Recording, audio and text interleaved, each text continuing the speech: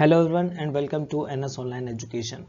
My name is Naveen Kumar और ये जो हमारा वीडियो लेक्चर है ये पार्ट है सीरीज़ का जिसमें हम कवर करेंगे गेट के अभी तक गेट एग्ज़ाम में आने वाले सबसे इम्पॉर्टेंट टॉपिक्स का, मतलब गेट एग्ज़ाम में जितने भी अभी तक जो भी टॉपिक्स आए हैं उन सबको हम कवर कर लेंगे। और इसमें जो न्यूमेरिकल आंसर टाइप क्वेश्चंस हैं उन पे हमारा मेन फोकस पहले स्टार्टिंग में रहेगा। पहले हम इन्हीं क्वेश्चंस को टारगेट करेंगे क्योंकि ये क्या है, इसमें नेगेटिव मार्किंग नहीं होती है और स्कोरिंग के लिए ये बहुत ज़्यादा ज़रूरी है क्योंकि थ्योरी तो सभी बच्चे कर लेते हैं बायोटेक वाले। मेन जो उन्हें प्रॉब्लम होती है वो है न्यूमेरिकल आंसर टाइप। इसके अलावा मैथ के क्वेश्चन भी इसमें आ जाएंगे, वो भी हम मतलब मैथ के जो चाहे चॉइस वाले हों चाहे फिर वो न्यूमेरिकल आंसर टाइप हो, दोनों को कवर करेंगे। एप्टीट्यूड वाले पार्ट को भी हम कब कवर करेंगे। तो ये सब हमारा टारगेट रहेगा। इसको कोशिश करेंगे गेट एग्ज़ाम से, गेट 2021 से पहले आपका जो है एग्ज़ाम होने से पहले ये आपके सारे मतलब जो भी आपके सब्जेक्ट्स आ रहे हैं, नेट क्वेश्चन मैथ से आ रहे हैं और एप्टीट्यूड के जो क्वेश्चन आ रहे हैं इन सबको हम टारगेट कर लें। ठीक है, तो इसे जो लास्ट वीडियो हमने बनाया था वो स्टोइकियोमेट्री पे था, stoichiometry of cell growth and product formation. लेकिन उस वीडियो में हम जो चीज़ डिस्कस नहीं कर पाए थे वो थे ये गेट के प्रीवियस ईयर क्वेश्चंस, क्योंकि उस वीडियो में मतलब ज़्यादा टाइम हो गया था डिस्कस करने में, तो इसलिए वहाँ पे वो सॉल्व नहीं कर पाए, अदरवाइज वीडियो बहुत बड़ा हो जाता। तो ये इस वीडियो में हम डिस्कस करेंगे गेट के प्रीवियस ईयर क्वेश्चन के सॉल्यूशन जो अब तक आ चुके हैं। इससे पहले मैं आपको बता दूं कि जो भी मैंने फाइंड आउट करे हैं प्रीवियस में, जब से भी मतलब जहाँ से आपका जो गेट के एग्ज़ाम गेट ने जो है बीटी का पेपर देना शुरू किया है, वहाँ से अभी तक जो है मैंने 6 क्वेश्चन आइडेंटिफाई करे हैं इस स्टोइकियोमेट्री टॉपिक से। और इसमें से भी जो 2 क्वेश्चंस हैं वो लास्ट वाली वीडियो में मैंने उनका लिंक दिया है क्योंकि उनका सॉल्यूशन मैं कर चुका हूँ।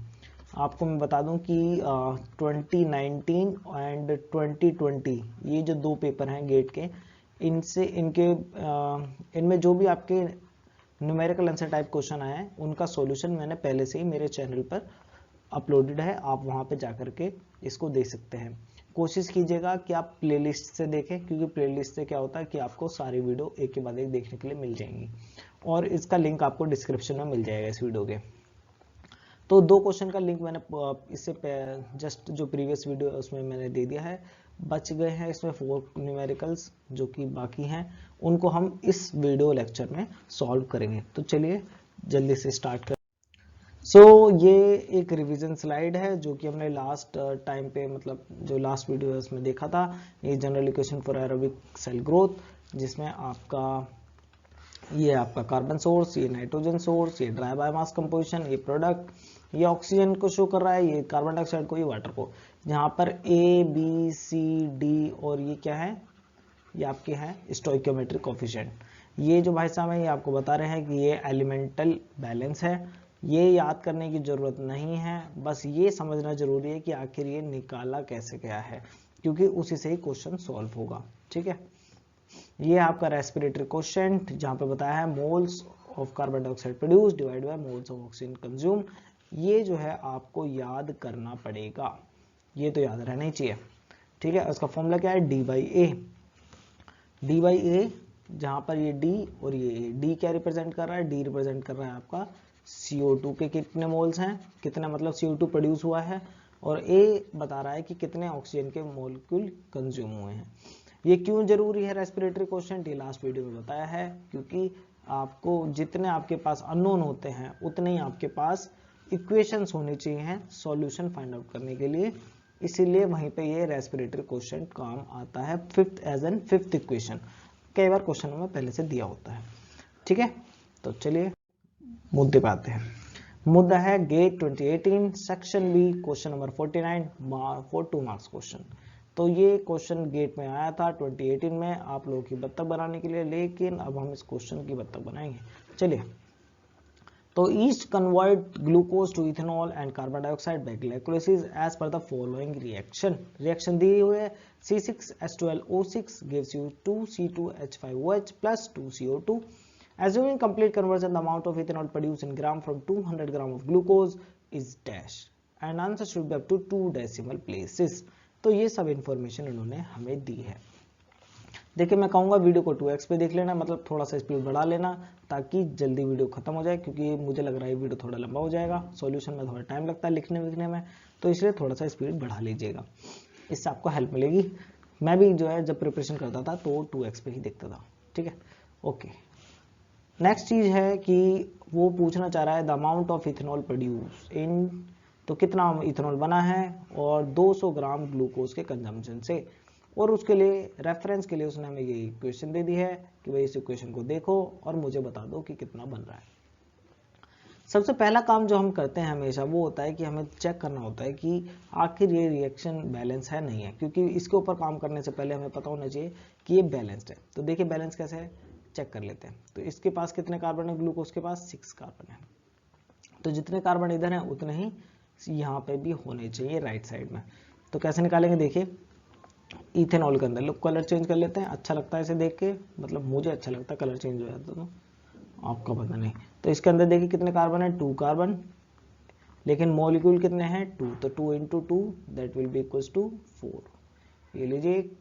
और इसी तरीके से फिर से कलर चेंज कर लेते हैं अपनी खुशी के लिए। तो ये कार्बन दिया हुआ है और एक ही कार्बन है, लेकिन मॉलिक्यूल कितने हैं, मॉलिक्यूल है 2, तो हो गया 2 × 1 यानी कि 2 कार्बन। दोनों को ऐड कर दीजिए, एडिशन कर लीजिए ना इसका, ये लीजिए 4 carbon plus 2 carbon that is equals to 6 carbon. तो इधर भी 6 कार्बन, इधर भी 6 कार्बन। अब दोनों तरफ 6 कार्बन है, इसका मतलब इक्वेशन क्या है, बैलेंस है, कुछ करने की जरूरत नहीं है। तो ये चीज वैसे दिखने से भी क्लियर हो रही थी, लेकिन एक बार करके देख लेना क्लियर होता है, और बाकी आप जब एक्सपर्ट हो जाएंगे, मतलब वो तो आप है ही, तो आप देख के भी कह सकते हैं कि हाँ भाई रिएक्शन बैलेंस्ड है। तो ये तो समझाने के लिए लिखना पड़ता है इतना। चलिए आगे बढ़ते हैं जल्दी से।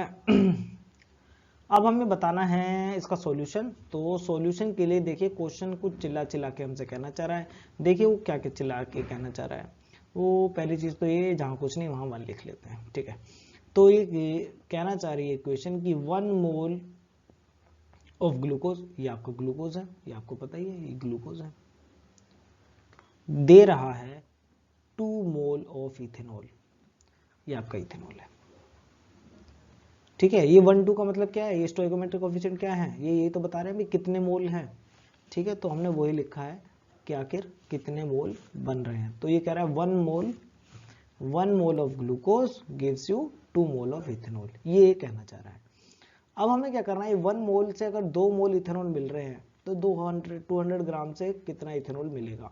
तो ये तो बात कर रहा है ग्राम की, और हमारे पास यूनिट जो है वो है मोल्स। तो हमें क्या करना पड़ेगा, इस मोल्स को पहले ग्राम में बदलना पड़ेगा, तभी हम इस क्वेश्चन का जवाब दे पाएंगे। तो चलिए इसको मोल्स को ग्राम में करते हैं। तो सॉल्यूशन लिखते हैं इसका। तो क्वेश्चन है हमारे पास 1 मोल ऑफ ग्लूकोज दे रहा है हमें, क्या दे रहा है, 2 मोल्स ऑफ इथेनॉल, ठीक है। ये क्वेश्चन हमारे पास। तो देखिए सबसे पहले हमें एक कॉन्सेप्ट पे जाना पड़ेगा कि आखिर ये इसे कन्वर्ट कैसे करेंगे ग्राम में। जिन बच्चों को आता है उनके लिए अच्छी बात, जिनको नहीं आता वो देख लेना, ठीक है। जिनको आता वो स्किप कर लो, जिनको नहीं आता वो यहाँ पे समझ लो, थोड़ा सा बेसिक बताना ही पड़ेगा जिन बच्चों को नहीं आता। तो 1 मोल होता है, आपको पता ही होगा, 1 मोल इक्वल्स टू 6.022 इंटू 10 की पावर 23। ये एटम्स भी हो सकते हैं, मॉलिक्यूल भी हो सकते हैं, और ये आयंस भी हो सकते हैं। तो ये क्या है बच्चों, एक मैजिक नंबर है। इसको मैजिक नंबर में क्यों बोल रहा हूँ, क्योंकि ये क्या है, हमारे काम को आसान बना देता है। तो देखिए काम को आसान कैसे बना रहा है, इसके लिए आपको एवोगाड्रो भाई साहब को थोड़ा सच सच नमन करना ही पड़ेगा। देखते हैं क्यों। तो देखिए मैं एक एग्जांपल लेता हूँ, एग्जांपल लेते हैं, चलो CO2 का ले या वाटर का, चलिए CO2 का ले लेते हैं, कार्बन डाइऑक्साइड। तो अगर मैं कहूँ कि मेरे पास एक मॉलिक्यूल है कार्बन डाइऑक्साइड का, तो इसका वेट कितना होगा। तो वेट आपको निकालना ही आता होगा, कार्बन का एक का वेट कितना होता है 12, और है कितने यहाँ पे कार्बन, एक ही कार्बन है, तो 12 × 1 प्लस ऑक्सीजन कितने यहाँ पे 2, एक का वेट कितना होता है ऑक्सीजन का 16। तो ये लीजिए अगर आप इसका टोटल करें तो कितना आ जाएगा, 16 2 जा 32 plus 412 that is equals to 44 U मतलब होता है एटॉमिक मास यूनिट, लेकिन बायो में क्या है, डाल्टन का यूज होता है। एक डाल्टन जो होता है बच्चों वो होता है 1.67 इंटू 10⁻⁻27 kg। ठीक है, ये सिर्फ डराने के लिए लिखा है, इसका बायोलॉजी में यूज मतलब हो भी सकता है, नहीं भी हो सकता। अगर वो किलोग्राम में पूछ ले डीएनए का वेट, उस केस में हो सकता है इसका यूज, अदरवाइज ये मैंने आपको डराने के लिए लिख दिया है। ठीक है, मुझे पता है तुम डरने वाले नहीं हो, बेईमान लोग हो तुम। चलो ठीक है, तो ये आपको पता चल गया डाल्टन। और डाल्टन का मतलब क्या है, ये एक्चुअली एक प्रोटॉन का वेट होता है, एक प्रोटॉन या फिर न्यूट्रॉन, थोड़ा सा अंतर होता है दोनों के वेट में, तो उसी को ये रिप्रेजेंट करता है। तो हमारे पास आ गया 44 डाल्टन कार्बन डाइऑक्साइड का, एक कार्बन डाइऑक्साइड मॉलिक्यूल का वेट। लेकिन अगर मैं आपसे पूछूं कि 1 मोल ऑफ CO2 का वेट कितना होगा, 1 मोल ऑफ CO2 का वेट कितना होगा। अब देखिए 1 मोल का मतलब क्या होता है, 1 मोल का मतलब होता है 6.022 इंटू 10⁻23। यानी कि मैं कहना चाह रहा हूं कि इतने सारे कार्बन डाइऑक्साइड मॉलिक्यूल का वेट कितना होगा। तो ये तो बड़ा हेक्टिक बात हो गई कि भाई एक का तो है 44U, तो 6.022 इंटू 10⁻23 का कितना होगा, तो मल्टीप्लाई करना पड़ेगा। और फिर ये डाल्टन है, डाल्टन की ये वाली यूनिट भी डालनी पड़ेगी, किलोग्राम वाली, मतलब क्योंकि मास तो में डाल्टन में नहीं चाहिए ना, मास तो में ग्राम में चाहिए। तो ये मैजिक नंबर इसको इसलिए बोला मैंने क्योंकि एज इट इज 44 यहाँ पे आ जाएगा बिना कोई कैलकुलेशन करे, मतलब कैलकुलेशन करोगे तो भी यही आएगा। तो ये इसका मैजिक नंबर इसलिए क्योंकि ये 44 यहाँ पे एज इट इज आ जाएगा। बस ये डाल्टन की जगह आपको क्या लिख देना है यहाँ पे, ग्राम। देखिए कुछ करना पड़ा हमें कुछ भी नहीं करना पड़ा, हमने सिर्फ एक कार्बन डाइऑक्साइड मॉलिक्यूल का वेट निकाला था। ये देखिए एक कार्बन डाइऑक्साइड मॉलिक्यूल का वेट निकाला 44 डाल्टन, और उसी 44 डाल्टन को जब हमने ग्राम में लिख दिया तो वो 1 मोल कार्बन डाइऑक्साइड का वेट हो गया। आपको लगे कि आखिर ये ऐसा कैसे हो सकता है, तो ये मैंने डाल्टन की आपको बता दी है वैल्यू 1.67 इंटू 10⁻⁻27 kg। यहाँ पे आपको ये भी पता है कि 1 मोल में कितने होते हैं 6.022 इंटू 10⁻23, और एक का वेट भी बता दिया है। तीनों को मल्टीप्लाई कर लीजिएगा और तीनों को मल्टीप्लाई करके आप चेक कर लेना, 44 ग्राम आपका आंसर आ जाएगा। ठीक है, इतना ही करना आपको, और कुछ नहीं करना। तीनों को मल्टीप्लाई कर देना, 44 को 6.022 इंटू 10⁻23 को 1.67 इंटू 10⁻⁻27 kg को मल्टीप्लाई कर देना, आंसर आपका आ जाएगा। ठीक है, यही आएगा 44 ग्राम आंसर आएगा। ठीक है, किलोग्राम को ग्राम में कर लेना जब आंसर आ जाए। ठीक, तो ये है इसका जादू आ गया समझ में। तो इसका मतलब जादू को यहाँ पे भी लगाना है, अप्लाई करना है 1 मोल ऑफ ग्लूकोज के लिए। तो जैसे 1 मोल ऑफ CO2 का वेट निकाला, ऐसे 1 मोल ऑफ ग्लूकोज का कैसे निकलेगा। सबसे पहले जैसे हमने यहाँ पे CO2 का मोलिकुलर वेट निकाला था, इसी तरीके से ग्लूकोज का भी निकालना पड़ेगा। तो ग्लूकोज का कितना होता है फॉर्मूला, C6H12O6। जिन लोगों को इसका पता है देखिए तो अच्छी बात है, सबको पता होता है 180 डाल्टन होता है इसका, लेकिन जिनको नहीं आता उसके लिए निकाल देते हैं जल्दी से। कार्बन देखिए 6, एक का और एक कार्बन का होता है 12, प्लस हाइड्रोजन का एक का होता है 1, तो 12 का कितना होगा, मल्टीप्लाई कर दीजिए। और ये O है 6, ऑक्सीजन 6 है, एक का होता है 16, इनको मल्टीप्लाई कर दीजिए। इसको सॉल्व करेंगे तो आ जाएगा 180। ठीक है, लेकिन जैसे कि मैंने बताया कि ये तो एक मॉलिक्यूल का है, एक मॉलिक्यूल का तो डाल्टन आएगा, लेकिन हमें क्या निकालना है, हमें तो 1 मोल का निकालना है ना। और जैसे कि मैंने यहाँ पे बताया था कि 1 mole of CO2 equals to 44 gram, value तो एज इट इज आ गई थी, बस यूनिट चेंज कर दी थी डाल्टन से ग्राम में। इसी तरीके से हम यहाँ पे भी करेंगे, और इस यूनिट को जो डाल्टन है इसको सिर्फ क्या कर देंगे, ग्राम में कन्वर्ट कर देंगे। तो लीजिए इसको लिख देता हूँ मैं ग्राम, ये लीजिए मैंने इसको लिख दिया ग्राम, 180 ग्राम। अब ये क्या है, 1 मोल ऑफ ग्लूकोज मॉलिक्यूल का वेट आ गया 180 ग्राम। पता चला ना कैसे, यहाँ पे बताया, अभी दोबारा देख लेना नहीं समझ में आया तो। ठीक है, इसी तरीके से हमें क्या निकालना है, 2 मोल्स ऑफ इथेनॉल का भी निकालना है। तो इथेनॉल का भी ऐसे निकलेगा। अब पहले क्या है 2 मोल्स के लिए निकालना, लेकिन तो पहले हम क्या करेंगे 1 मोल का निकाल लेते हैं और उसकी मल्टीप्लाई कर देंगे 2 से, तो 2 मल्टीप्लाई 1 मोल का। तो 1 मोल का देख लेते हैं, इसका फॉर्मूला कहाँ है, ये रहा इसका फॉर्मूला C2H5OH। तो पहले फॉर्मूला लिख लेते हैं, यहाँ ही लिख देते हैं, ये लीजिए C2H6O। अब इसका मैं निकालता हूँ वेट, इसका वेट के बराबर। तो लीजिए, तो ये आएगा 2 इंटू, अब निकालते कैलकुलेट करते।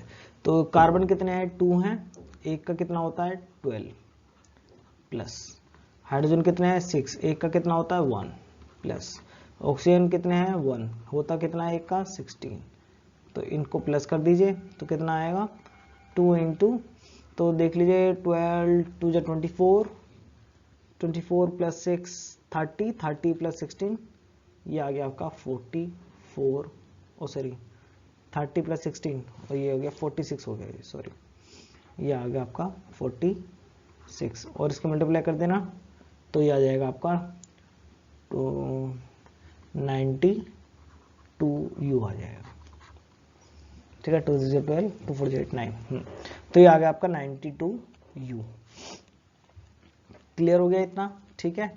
तो ये 2 मोल के लिए आ गया, तो 2 मोल का हमने एक ही बार में निकाल दिया, 2 मोल का, 1 मोल का तो है 46 इथेनॉल का, 2 मोल का हो गया 92U, और यहाँ से हमारा ग्लूकोज का भी आ गया। इतना क्लियर हो गया। चलिए यहाँ पे आपको दोबारा से लिख देते हैं, इसमें हमें क्या पता चला है, हमें ये पता चला है कि 1 मोल ऑफ ग्लूकोज, देखिए ये काम जो है वहाँ पे बिना लिखे सब कुछ हो सकता है, यहाँ पे क्या है एक्सप्लेन करने में इतना टाइम जा रहा है, अदरवाइज ये विद इन 1 मिनट में आपका सॉल्व हो जाना चाहिए, ठीक है। ये आपका सॉरी ये इथेनॉल, ठीक है, कितना आया, ये आपका 180 ग्राम ऑफ ग्लूकोज यानी कि C6H12O6 से कितना मिला हमें, पीछे भी हमने देखा 92 ग्राम ऑफ इथेनॉल मिला हमें, पीछे भी हमने देखा, ठीक है, ये हमारे पास आ गया।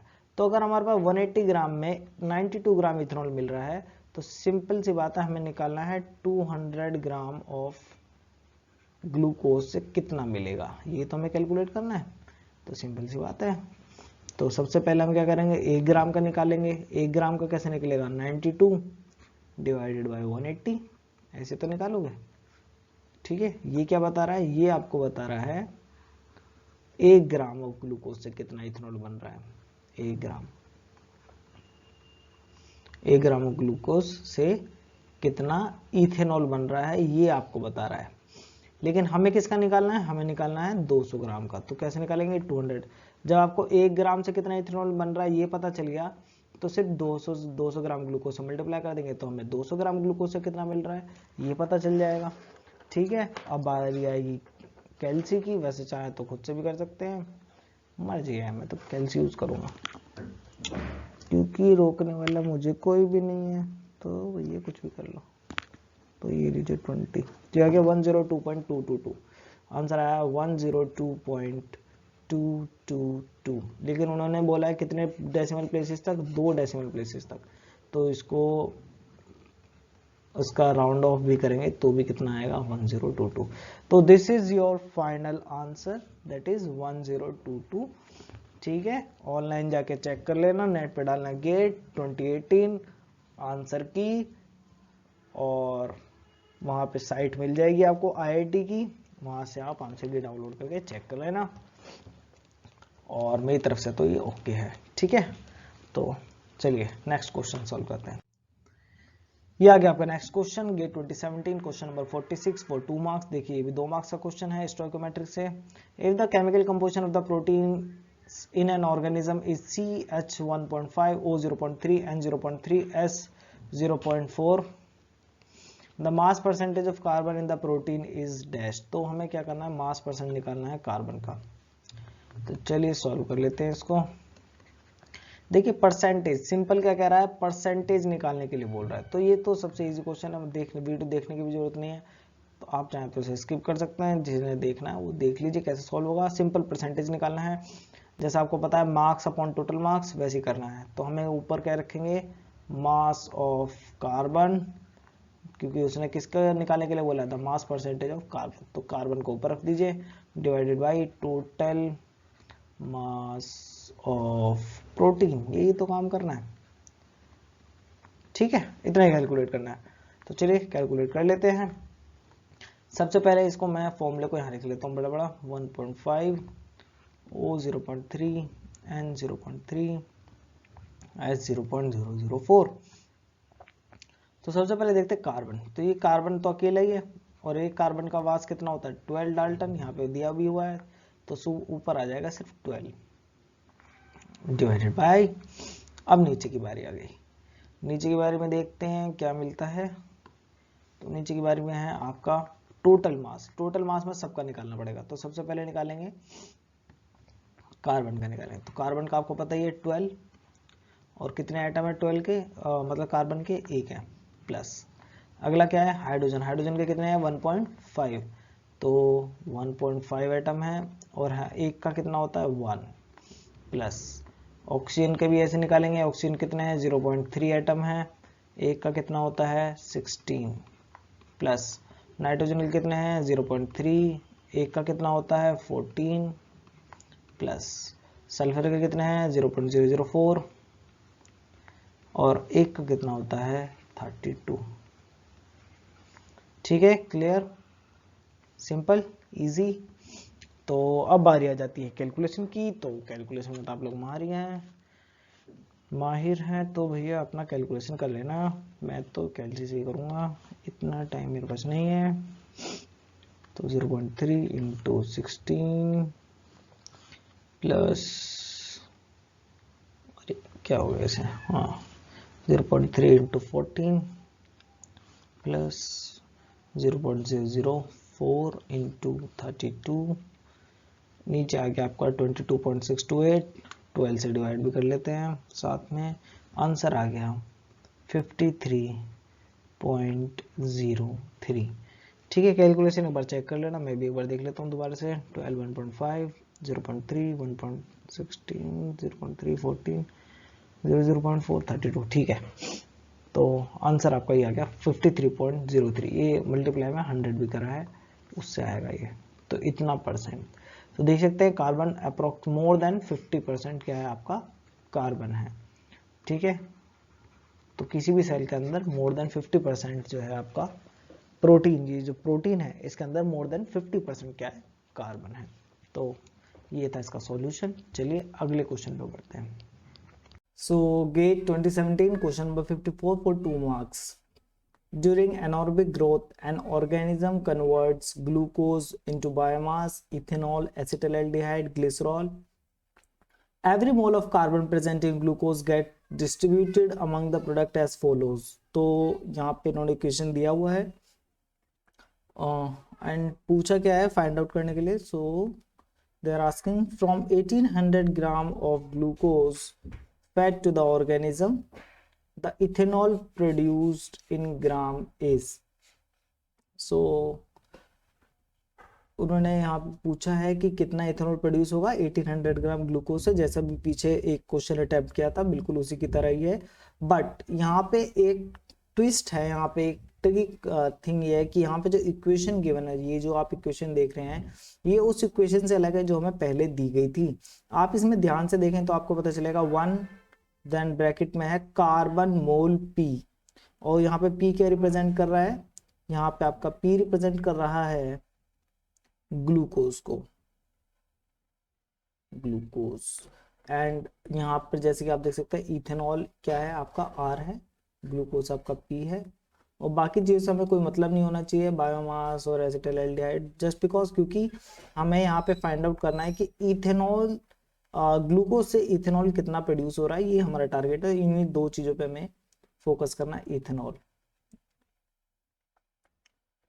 ठीक है, नेक्स्ट थिंग ये है कि बैलेंस। तो बैलेंस के लिए हमें इसको बैलेंस नहीं करना पड़ेगा। आप देखिए यहाँ पे क्या कह रहा है, every mole of carbon present in glucose gets distributed among the product as follow. तो ये पहले ही कह रहा है कि भाई जो कार्बन है ग्लूकोज का उसका डिस्ट्रीब्यूशन शो कर रहा है वो इस इक्वेशन में, और तो वो पहले से ही क्या है बैलेंस्ड है। यहाँ पे उसने बताया कि 1 कार्बन अगर आप ग्लूकोज का लें तो 1 कार्बन में से 0.14 जो है कार्बन वो जा रहा है आपका बायोमास में, 0.25 कार्बन जा रहा है आपका इथेनॉल में, 0.3 कार्बन आपका जा रहा है एसिटाइलडिहाइड में, 0.31 कार्बन जा रहा है यानी कि ग्लिसरॉल में। परसेंटेज वाइज देखें कि अगर ये 100% कार्बन है तो ये कितना चला गया बच्चों 14%, यहाँ पे चला गया 25%, यहाँ पे चला गया 30% और यहाँ पे चला गया 31%। सिंपल है, अगर आपको फ्रैक्शन और परसेंटेज के बीच का रिलेशन पता है तो यह चीज़ आपको पता होगी। फ्रैक्शन और मतलब डेसिमल और परसेंटेज में ये अंतर होता है कि 100 के बराबर होता है, ये परसेंटेज है, यहाँ पे हम बात कर रहे हैं डेसिमल की। तो 1 इक्वल्स टू 100, अगर मैं लिखूँ 0.1 इसका मतलब होगा आपका 10%। कैसे पता करेंगे? मल्टीप्लाई कर दीजिए 100 से। सिंपली आप क्या करेंगे, इसको मतलब ये जो वैल्यू है 0.1 डेसिमल, इसको 100 से मल्टीप्लाई कर दीजिए तो आपको पता चल जाएगा ये 10% के बराबर है। ठीक है, 0.2 आपको पता ही होगा 20% के बराबर होता है, तो ये चीज़ आपको पता ही होंगी। तो इसलिए यहाँ पे क्या है, मैंने 1 को एज एन 100 मान लिया, मतलब ऐसे कंसिडर कर लिया। तो 100% अगर आप लें कार्बन किसका, ग्लूकोज का, तो 14% जाएगा बायोमास में, 25% जा रहा है इथेनॉल में, 30% इसमें, 31% इसमें। चलिए इसी चीज़ को लिख लेते हैं। तो वो इस चीज़ को यानी कि जो उसने दिया हुआ है उसको हम यहाँ पे लिख सकते हैं एज एन कि 100% कार्बन ऑफ ग्लूकोज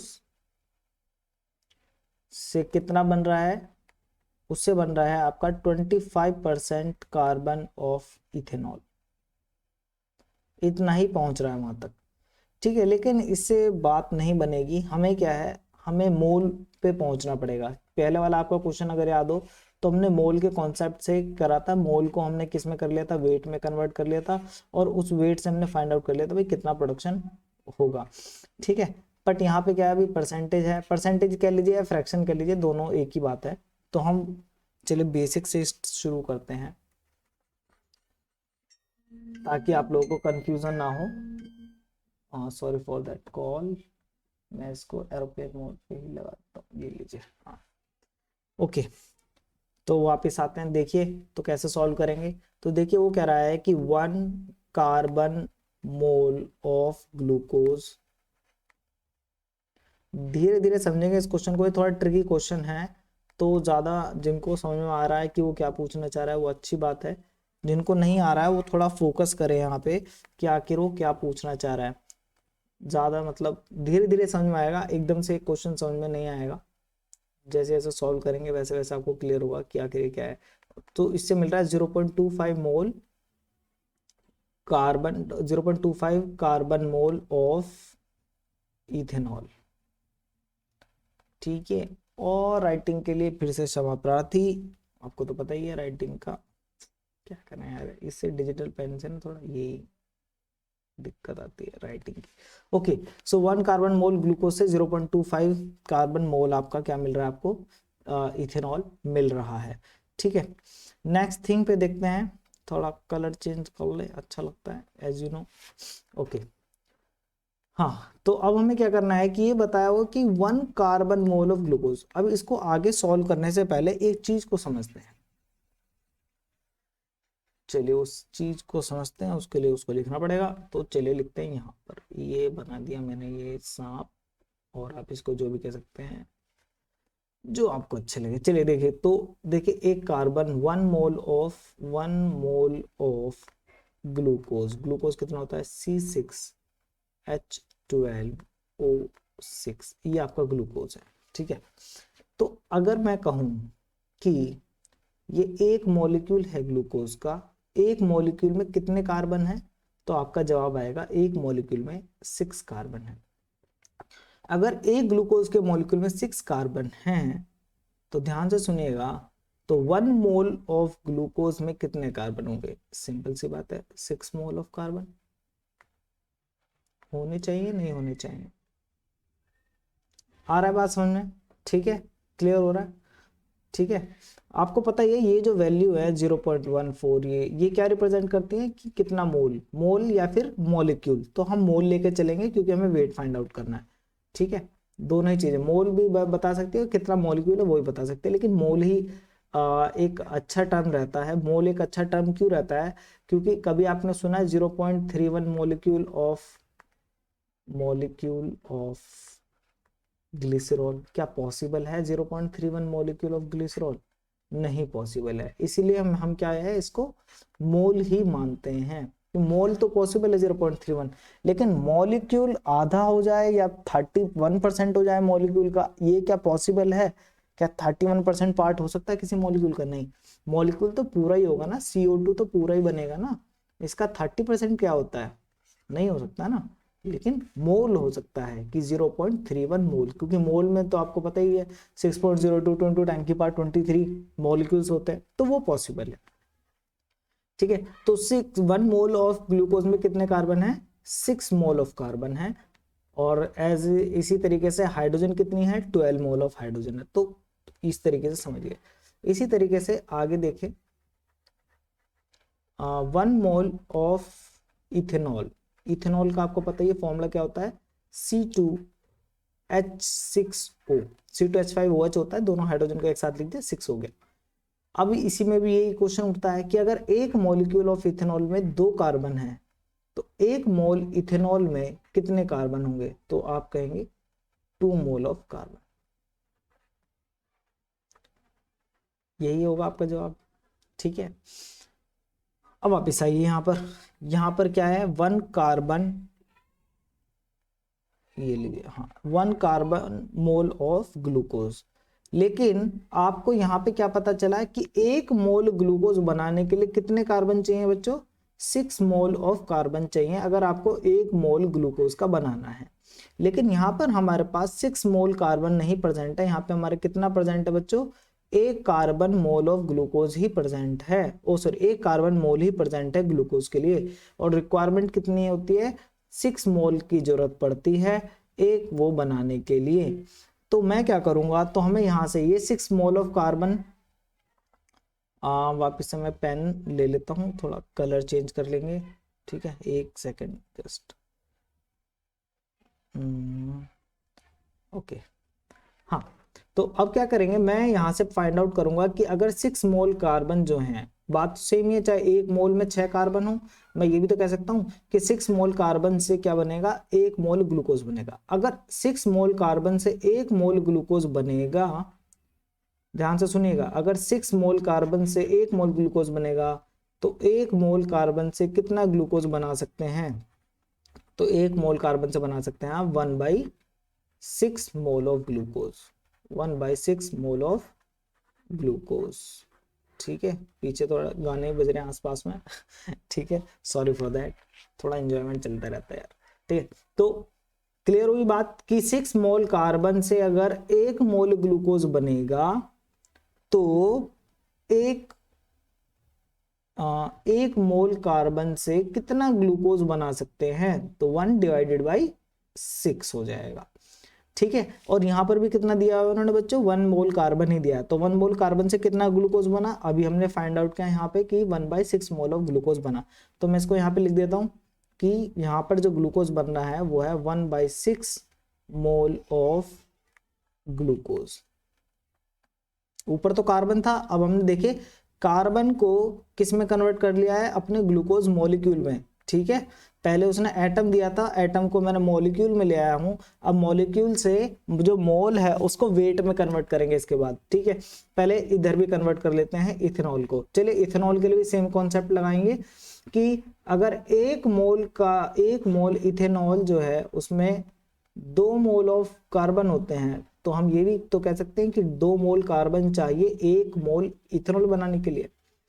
तो यहां से हम फाइंड आउट करेंगे कि आखिर 1 मोल कार्बन से कितना, अगर 2 मोल ऑफ कार्बन से 2 मोल ऑफ कार्बन से आपका 1 मोल ऑफ इथेनॉल बनता है, तो 2 की जगह 1 मोल ऑफ कार्बन से कितना इथेनॉल बनेगा?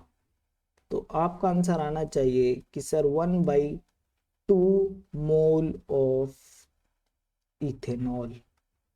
इतना ही बनेगा ना, आधा ही तो बनेगा, क्योंकि कार्बन आपने कम दिए हैं, चाहिए होते हैं 2, आपने दिया सिर्फ 1। अगर 2 की जगह 1 ही मिलेगा तो भाई यहाँ पे आधा ही तो बनेगा इथेनॉल। ठीक है, तो यहाँ पे हम क्या लिख देंगे? यहाँ पे हम लिख देंगे 1/2 मोल ऑफ इथेनॉल। बट ध्यान से देखिए, थोड़ा सा लैग हो रहा है, कोई नहीं, 1/2 मोल ऑफ इथेनॉल। बट यहाँ पे ध्यान से समझिए कि ये जो हमने निकाला है, ये जो हमने 1 मोल ऑफ कार्बन से निकाला है कि 1 मोल कार्बन से आधा मोल इथेनॉल बनेगा, हाफ मोल इथेनॉल बनेगा, बट यहाँ पे तो 0.25 मोल दिए हुए हैं ना, और हमने निकाला किसके लिए, 1 मोल के लिए। 1 मोल के लिए इसलिए निकाला है क्योंकि 1 मोल से किसी के लिए भी मल्टीप्लाई कर दो वो उतने ही मोल का हो जाता है। तो यहाँ पे हमारा कितना है 0.25, 0.25 से इसकी मल्टीप्लाई कर देंगे। फिर वही बचपन वाला कॉन्सेप्ट आ जाता है कि अगर एक पेंसिल आधे मोल इथेनॉल बना रही है, मतलब ऐसे ऐसे समझ लेते हैं, ठीक है। तो इतने मोल कितना बनाएंगी, तो इतने मोल से मल्टीप्लाई कर दो उसकी, 1 मोल से जितना बनता है, तो वो हमने यहाँ पे कर दिया है, ठीक है। तो ये आ गई क्वेश्चन, इतना क्लियर हो गया। नहीं आया तो थोड़ा सा वापस जा करके दोबारा से समझ लो, यहाँ पे स्पीड थोड़ा कम कर लेना वीडियो की, अगर 2x पे है तो समझने के लिए, और अगर समझ में आ रहा है तो इससे अच्छी बात कुछ भी नहीं है, ठीक है। पढ़ा मैं सभी टाइप के लेवल के ले रहा हूँ, जिनको आता है जिनको नहीं आता है तो प्लीज थोड़ा सा कॉर्पोरेट कर लेना उस चीज के लिए। ये कितना क्लियर हो गया, आगे बढ़ते हैं। तो ये हो गया सेकंड स्टेप, हो गया हमारा क्लियर कि सेकंड स्टेप में हम क्या ले आए, अपना वापस से वही मोल ले आए जिसकी हमें रिक्वायरमेंट थी। अब आगे क्या करना है, अब ये मोल आ गया तो इसको वेट में कन्वर्ट करना है। तो मैंने आपको बताया था कि 1 मोल ऑफ ग्लूकोज का वेट कितना होता है, 1 मोल ऑफ ग्लूकोज का वेट होता है 180 ग्राम। पीछे कई बार निकाल चुके हैं, अब बार बार नहीं बताएंगे, ठीक है। लेकिन ये तो 1 मोल के लिए 180 ग्राम, लेकिन यहाँ पे कितने मोल है 1.6, 1/6, तो भैया इसकी मल्टीप्लाई कर दीजिए। अगर 1 मोल का 180 ग्राम है तो 1/6 मोल का कितना होगा, मल्टीप्लाई कर दीजिए। यहाँ पे देखिए आगे इसी तरीके से यहाँ पे करना है। तो 0.25 इंटू 1/2 है, और डिवाइड करेंगे तो 0.125 आ जाएगा इससे। फिर भी एक बार चेक कर लेते हैं, मिस्टेक नहीं होनी चाहिए। यस 0.125, हाँ भाई कैल्सी का यूज किया है, ठीक है। 0.125 mole of ethanol. Oh sorry, यहाँ पे तो नहीं लिखेंगे ना इसको, यहाँ पे हमें निकालना है वेट, सॉरी, हाँ चलिए दोबारा से लिख देंगे, कोई नहीं। यहाँ पे एक छोटा सा बना देते हैं कि ये बन गया 0.125 मोल, मल्टीप्लाई करके ये आएगा हमारा आंसर, ठीक है। ओके, तो हमें क्या निकालना है, पहले 1 मोल इथेनॉल का कितना वेट होता है। 1 मोल इथेनॉल का वेट हमने पीछे देखा है कि होता है 46 ग्राम। 1 मोल ऑफ इथेनॉल का वेट होता है 46 ग्राम C2H6O, ठीक है। कभी भी कंफ्यूजन हो मल्टीप्लाई करके देखो, 12 × 24 और +6 फॉर हाइड्रोजन, प्लस ऑक्सीजन हो गया 16, तो 46 आ गया, ठीक है। बिल्कुल भी टाइम नहीं लगता यार कैलकुलेट करने में। तो मैं तो हमेशा क्या है ना, पता भी होता तो भी एक बार कर ही लेता हूँ, क्योंकि इससे क्या है ना, ऐसा डाउट क्लियर हो जाता है कि कहीं गलती से ना कर दिया हो, और गलती नहीं होनी चाहिए वहां पे। तो 6 गलती हुई, नंबर खत्म, 6 3 × 18, ये आ गया 30, और यहाँ पे मल्टीप्लाई कर लेना। और ऑब्वियसली जैसा कि आप सोच ही रहे होंगे कि हाँ मैं कैल्सी का यूज कर रहा हूँ, तो कैल्सी का यूज करके मुझे पता चला है कि ये आ रहा है 5.75 ग्राम ऑफ इथेनॉल। ये थोड़ा सा लैगिंग हो रहा है लिखते हैं उसमें भी, अच्छा कंप्यूटर लेना पड़ेगा एक, कोई नहीं चल जाएगा जब तक इससे काम चल रहा है। 30 ग्राम ऑफ ग्लूकोज। तो हमें यहाँ से क्या पता चला कि 30 ग्राम ऑफ ग्लूकोज से आपका कितना बन रहा है, 5.75 gram of ethanol. 30 gram of glucose से कितना बन रहा है, 5.75 ग्राम ऑफ इथेनॉल। ये हमें यहाँ से क्लियर हो गया। तो ये हो गई हमारी, जो हमें जहाँ तक हमें पहुँचना था। अब बस एक ही स्टेप है, आपको पता ही है वो स्टेप क्या है। जब हमें 30 ग्राम ऑफ ग्लूकोज से इतना इथेनॉल बन रहा है ये पता चल गया, तो 1 ग्राम ऑफ ग्लूकोज से कितना बनेगा ये पता चल जाएगा। और जहाँ हमें 1 ग्राम ग्लूकोज से पता चल गया, बस वहाँ पे हमें क्या 1800 ग्राम से मल्टीप्लाई कर दीजिए। तो 1800 ग्राम से मल्टीप्लाई कर देंगे और उससे हमें पता चल जाएगा कि उसके लिए कितना इथेनॉल प्रोड्यूस हो रहा है, ठीक है। स्टेप को एक बार और देख लीजिए। पहले 1 कार्बन मोल दिया था, 1 कार्बन मोल को मॉलिक्यूल में कन्वर्ट किया कि 1 कार्बन मोल से कितने ग्लूकोज के मॉलिक्यूल बन सकते हैं, तो वो था 1.6 मोल ऑफ ग्लूकोज बन सकता था। सेम इधर भी किया है, ठीक है। फिर जब मोल्स में कन्वर्ट हो गया तो उसका वेट निकाल लिया। 1 मोल का वेट होता है 180 ग्राम, तो 1/6 का कितना होगा, डिवाइड मल्टीप्लाई कर दिया उसका, और फिर यहाँ से आ गया हमारा ये जो हमें चाहिए था। अब तो हमें पीछे हमने देखा, दो पीछे हमने क्या देखा स्लाइड में कि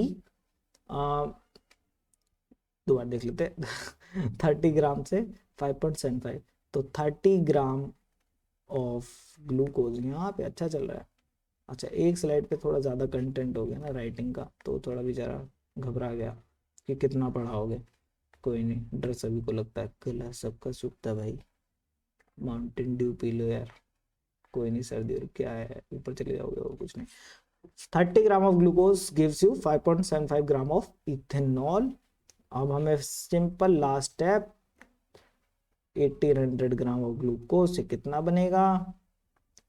तो भैया 1800 ग्राम ग्लूकोज से निकालने के लिए सबसे पहले हमें निकालना पड़ेगा कि 1 ग्राम ग्लूकोज से कितना बनता है। तो 1 ग्राम ग्लूकोज से निकालने के लिए क्या करेंगे, 30 से डिवाइड कर देंगे 5.75 को, तो ये पता चलेगा कि भैया इससे 1 ग्राम ग्लूकोज से कितना बनता है। 1 ग्राम ग्लूकोज से कितना बनता है इथेनॉल, ये बता रहा है ये, ठीक है। और लेकिन हमें किसका निकालना है, 1800 ग्राम का, तो 1800 ग्राम, ठीक है। ओके, तो इसको कर लीजिए सॉल्व। देखिए एक ये वहाँ पे एक फॉर्मूला होता है, मतलब फॉर्मूला मतलब ये फॉर्मूला है जो कि जो एसएससी वगैरह की प्रिपरेशन कर रहे होते हैं ना सब लोग, उन सब वे लोग यूज़ करते हैं। क्या यूज़ करते हैं कि वैल्यू किसकी है और किसकी चाहिए किसकी, ये एक फॉर्मूला वे लोग यूज़ करते हैं। मतलब हम कहें कि value, whose value and for what, किसके लिए चाहिए, ठीक है। तो वैल्यू हमारी है 5.75 ग्राम, और ये वैल्यू है किसकी, ये वैल्यू है 30 ग्राम ग्लूकोज से कितना बन रहा है, ये उसकी वैल्यू है। और चाहिए कितनी, चाहिए हमें 5 इसके लिए 1800 ग्राम के लिए चाहिए, तो मल्टीप्लाई 1800 ग्राम। तो ये यहाँ से ऐसे आंसर आ जाता है, ठीक है। ज़्यादा दिमाग पे जोर मत देना इस चीज़ को लेकर के, ये बस ऐसी कुछ याद आया तो बता दिया। डिवाइडेड बाई 30, हाँ जी भैया कैल्सी का यूज़ कर रहे हैं, अच्छा लगता है कैल्सी का यूज़ यार। सीखो, ऊपर दिया है यार, एग्जाम में मिलेगा, ऐसे डराओ मत, ऊपर एग्जाम में मिलेगा, उसको यूज़ कर लेना। थोड़ा सा उसमें लेकिन टाइम लगता है उसको यूज़ करने में, लेकिन भैया उसको यूज़ कर लेना। मेरा तो पहले से क्वालिफाइड है, मुझे जरूरत नहीं है, ठीक है। 345 ग्राम आ गया, यहाँ से आपका आंसर चेक कर लीजिएगा साइड पे जा करके। आपको पता है तरीका कैसे कैसे आएंगे, गूगल पे सर्च करिए गेट 2017, आईआईटी की जो भी साइट मिल जाए उसे ओपन कर लेना, और उसमें आपको आंसर की मिल जाएगी, और क्वेश्चन का नाम वगैरह सब कुछ यहाँ पे मेंशन है ऊपर, चेक कर लेना। अगर सही हो तो नीचे कमेंट डाल देना, ठीक है। So this is our last question, GATE 2016 section B, question number 46 for 2 marks. देखिए अगेन 2 मार्क्स का क्वेश्चन है ये, तो देख सकते हैं स्टोइकोमेट्री कितना इंपॉर्टेंट टॉपिक है बायो प्रोसेस से, कि इससे सबसे ज्यादा क्वेश्चन 2 मार्क्स के ही आ रहे हैं जो भी मैंने अभी तक कराए हैं।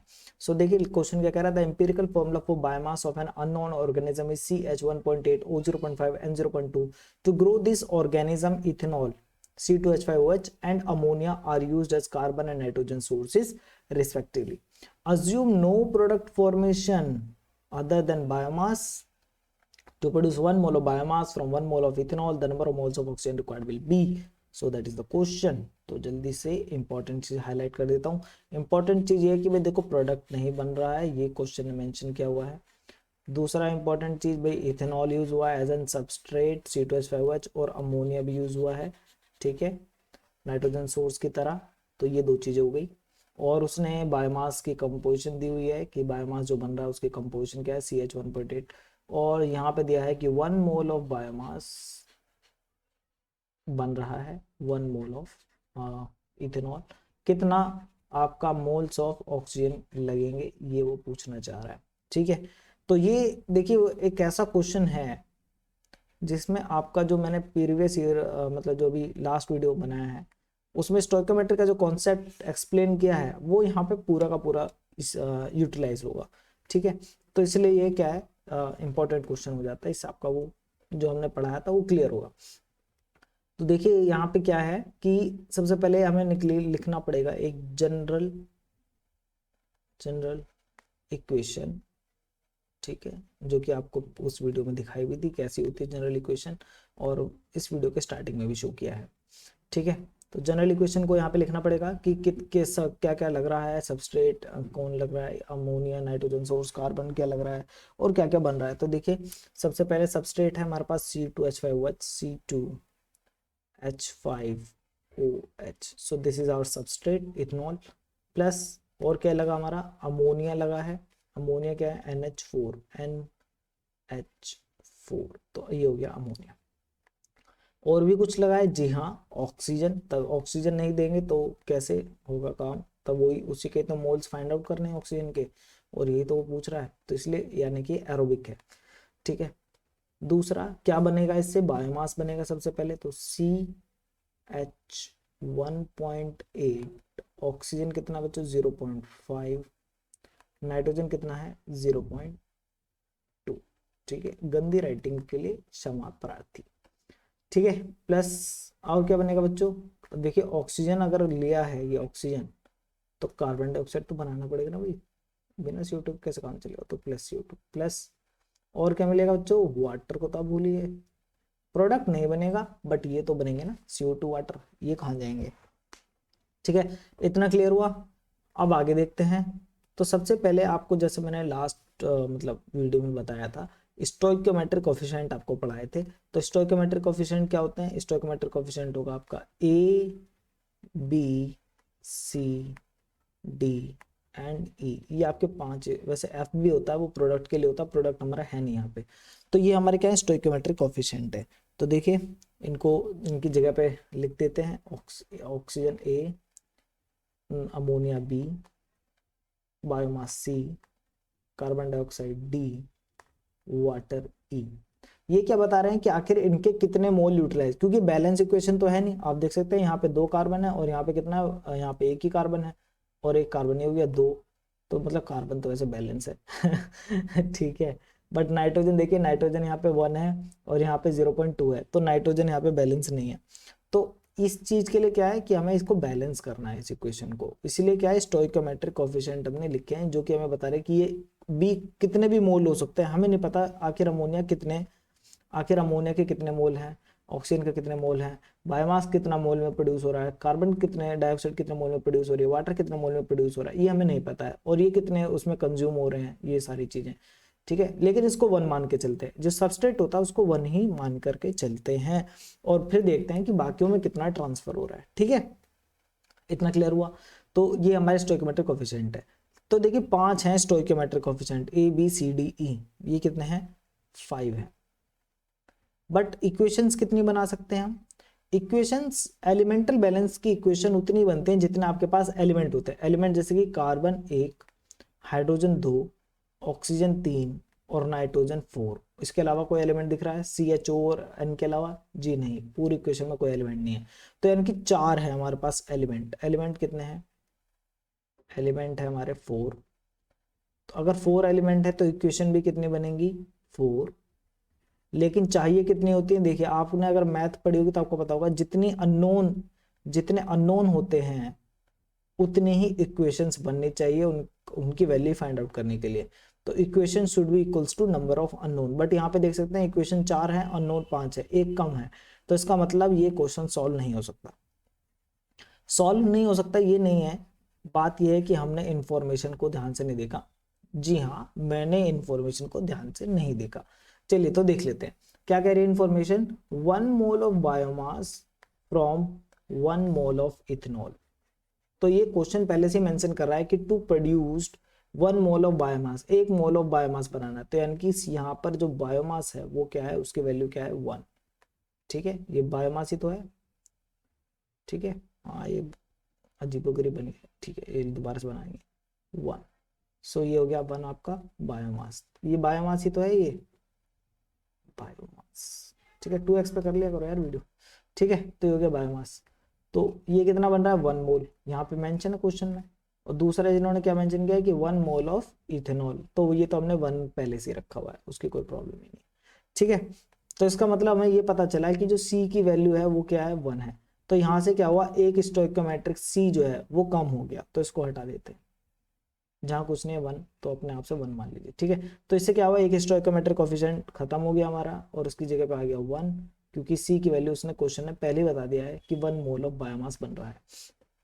तो ये क्लियर हो गया। तो अब 4 ही अननोन, 4 ही हमारे स्टोइकियोमेट्रिक कोफिशिएंट हैं और 4 ही हमारे पास इक्वेशन बनेगी। तो चलिए जल्दी से उससे पहले हम क्या करेंगे, जो सबसे जरूरी काम है उसको कर लेते हैं, वो है आपका कलर चेंज करना। ठीक है, okay.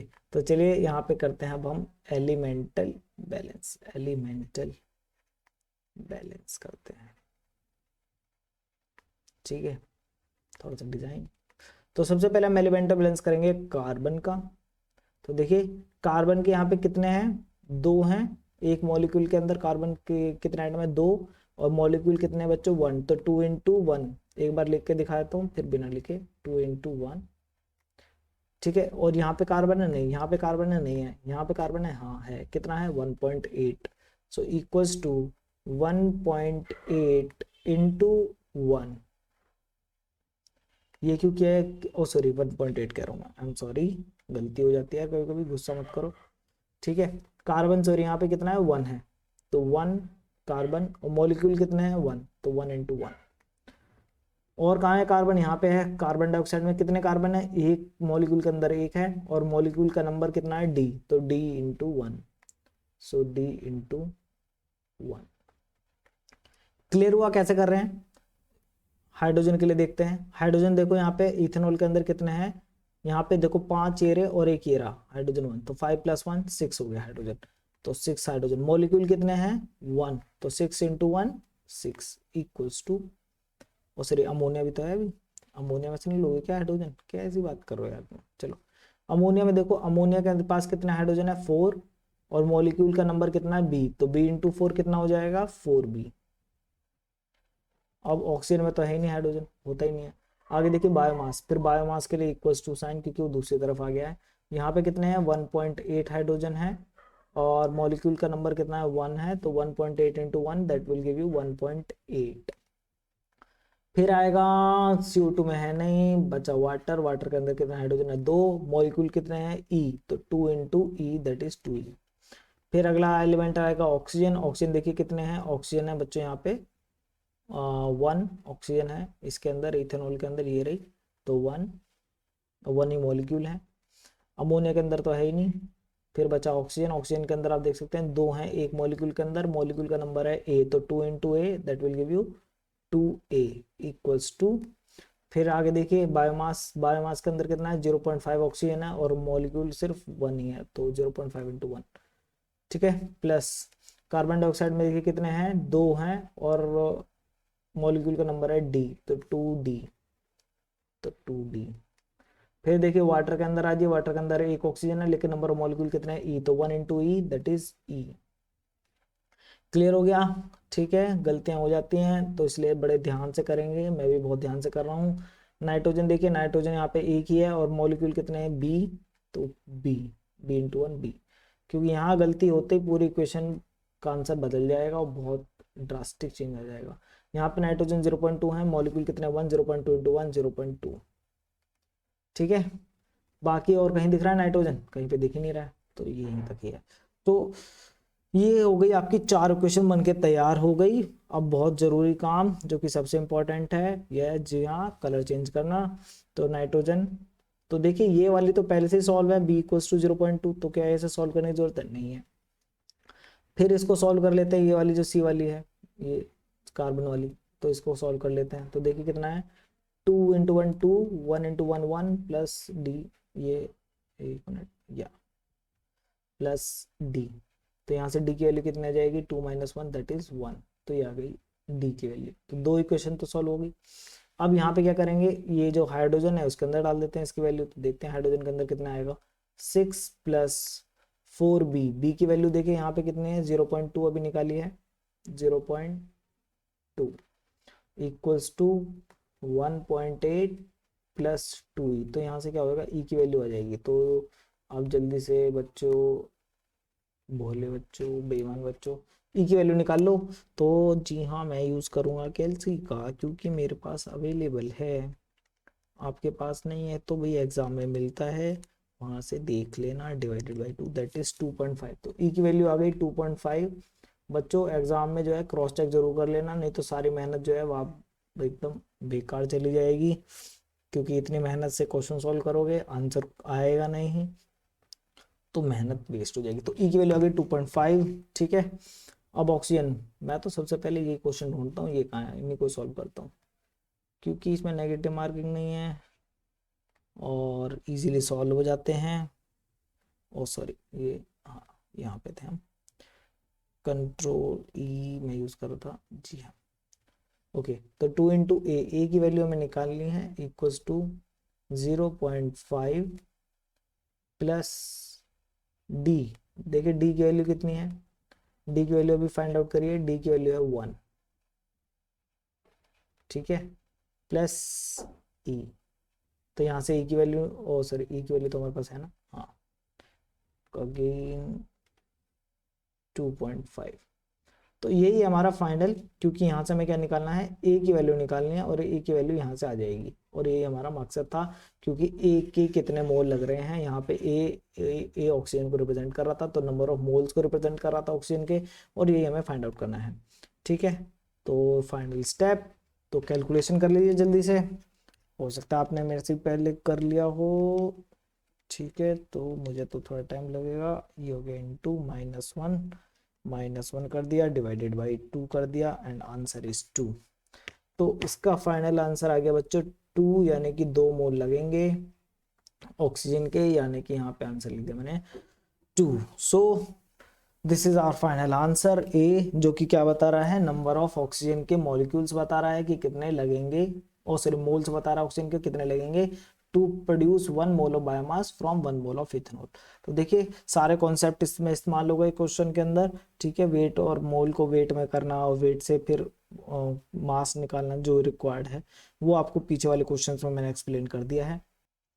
So that was our last question, और नेक्स्ट वीडियो में हम पढ़ेंगे ग्रोथ काइनेटिक्स के बारे में बच्चों। तो नेक्स्ट टॉपिक हमारा ग्रोथ काइनेटिक्स रहेगा, इससे भी काफ़ी ज़्यादा क्वेश्चंस आए हैं, उनको हम कवर करेंगे, ठीक है। तो ये इंपॉर्टेंट है कि ग्रोथ काइनेटिक्स के सारे क्वेश्चन हम कवर कर लें, और इससे भी काफ़ी क्वेश्चन आए जैसे इसमें से आए, तो कोशिश करेंगे या तो इसको एक ही वीडियो में कवर करें, लेकिन क्या है क्वेश्चंस नहीं हो पाते हैं, तो क्वेश्चंस के लिए 2 वीडियो भी इसके ऊपर भी बनेंगी। तो इस प्लेलिस्ट को जरूर जो है सब लाइक कर दीजिएगा प्लेलिस्ट को इसको, और बेल आइकन वगैरह प्रेस कर लेना ताकि आपको पता चल जाए कब आ रही है नेक्स्ट वीडियो। होपफुली जल्दी आएगी वीडियो, कोशिश में करूँगा कि जल्दी से जल्दी इस वीक में आपका ये वाला टॉपिक भी कवर हो जाए, और बाकी टॉपिक को फिर हम कवर करेंगे। सिलेबस काफ़ी ज़्यादा है कवर करने के लिए, तो कोशिश करेंगे कि हो जाए, तो इजीली कवर पास हो जाएंगे हम लोग, ठीक है। सो तब तक के लिए bye bye, thank you for watching.